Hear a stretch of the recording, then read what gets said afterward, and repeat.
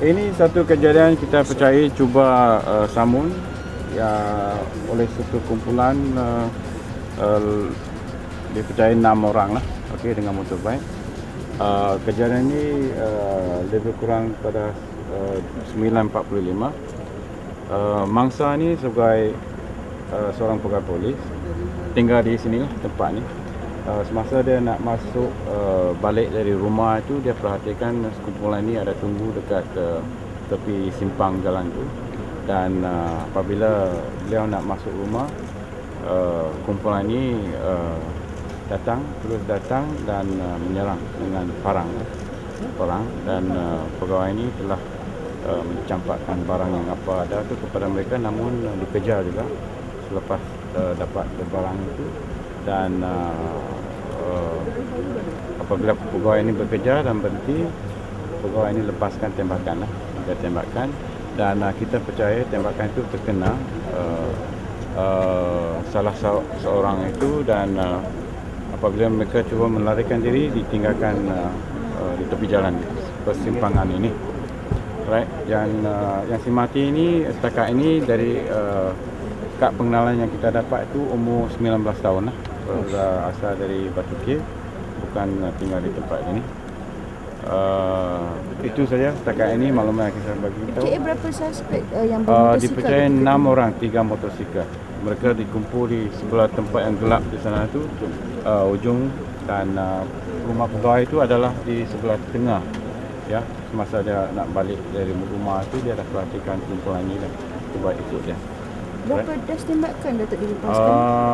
Yang apa yang dibagi tahu ialah 3, ya, 3.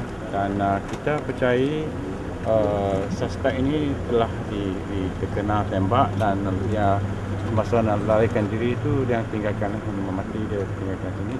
Dan mungkin kita percaya lebih daripada satu orang tercedera. Ya, jadi kita akan Datuk kena kat mana tu? Yang mati tu cedera kat mana? setakat ini apa yang nampak dari mata kasar ni di badan, ya, Bahagian dada lah. bahagian tepi dan itu. Tapi itu kita kena dapatkan kepastian forensik nanti. Dia tu kena berapa tembakan? Postmortem nanti. Dia tu kena berapa tembakan seorang? Belum lagi lah saya, itu doktor akan bagi tahu saya.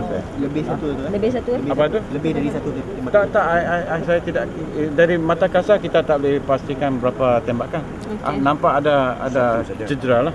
Cedera di dada. Ada cedera. Dan yang betul-betul lanjut itu cuma forensik akan tentukan berdasarkan nanti. Datuk, pegawai tu berpangkat apa, Datuk? Pegawai berpangkat superintendent. Di Bukit Aman. Bukit Aman Datuk. Bahagian mana tu? Apa tu? Bahagian? Itu tak payah bagi tahu lah dia makan manakah, setelah kahwin kah belum kah. Ini orang polis superintendent. Ada kecederaan pada mangsa? Tak. Nasib baik dia tidak dicederakan. Ya. Family ada kat rumah masa tu? Family ada dalam rumah lah. Jadi ketika tu dia seorang saja di luar? Dia seorang, dia keluar beli barang. Okay.